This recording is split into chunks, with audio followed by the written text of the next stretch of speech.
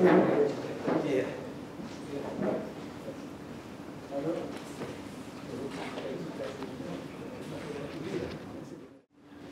Assalamualaikum warahmatullahi wabarakatuh. Waalaikumsalam. Bismillahirrahmanirrahim. Yang saya hormati Menteri Semaju, Menteri Bapenas, Keuangan, para anggota BPP Perwakilan Papua,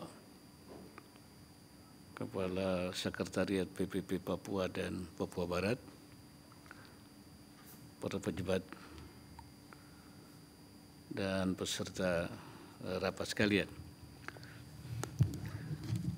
Pertemuan kita hari ini untuk mengevaluasi dan menindaklanjuti agenda kita tentang pembentukan daerah otonomi baru DOB Papua, pengelolaan otonomi khusus dan percepatan pembangunan Papua. Pada rapat bulan Oktober 2023 hingga dari mulai rapat kita dari 2023 Oktober sampai bulan Mei 2024 ini ada beberapa perkembangan terkait Papua. Penganggaran pembangunan sarana dan prasarana pemerintahan di 4 DOB Papua. Ini saya dengar masih terkendala. Antara lain kesiapan lahan dan kriteria kesiapan, alokasi dana otsus yang belum menyentuh OAP, dan ada masalah tunggakan beasiswa untuk beasiswa unggul Papua atau SUP namanya itu. Kemudian penyusunan norma standar prosedur dan kriteria NSPK yang bersifat khusus bagi Papua ini juga belum dilaksanakan oleh kementerian dan lembaga. Hanya yang saya dengar hanya dari Dikbud yang sudah menetapkan Permendikbud terkait pemenuhan pendidikan guru di Papua. Kemudian di Kementerian Keuangan masih belum bisa melaksanakan review terkait pengajuan tambahan anggaran sebesar 2,87 triliun yang sebenarnya kemarin dibahas juga di ratas gitu ya. Dan dari Kemenham disebabkan masih menunggu data dukungan dari Kemenham dan Panglima TNI, itu saya belum tahu terakhir.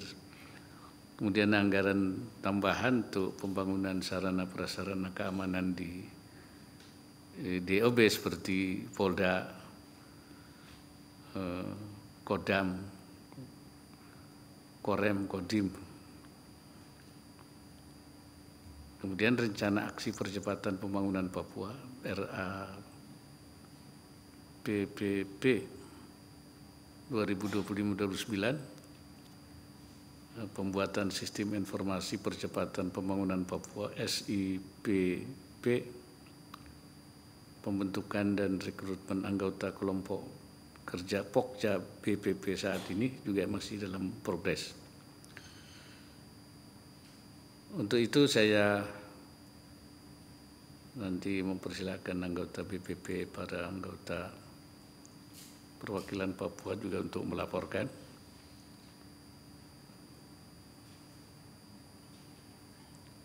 Dan juga status terkini pembangunan prasarana pembangunan di 4 DOB dan tindak lanjut kendala yang dihadapi oleh Pak Mendagri. Tata kelola otsus Papua baik aspek perencanaan maupun pengelolaan dana otsus oleh Menteri Keuangan dan juga Menteri PPN Kepala Bappenas. Kemudian juga Saya minta Menteri Keuangan juga melaporkan perkembangan kebijakan dukungan anggaran untuk pembangunan Polda, Kodim, dan Korem, dan juga rekomendasi juga untuk operasi khusus yang oleh Menhankam,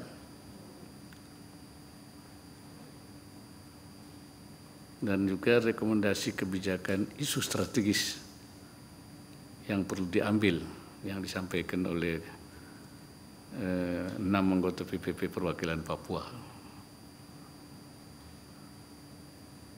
Saya kira itu dari saya. Mungkin juga ada hal-hal lain yang masih juga perlu kita bahas pada siang hari ini. Yang pertama saya minta Pak Menteri Dalam Negeri dulu untuk menyampaikan.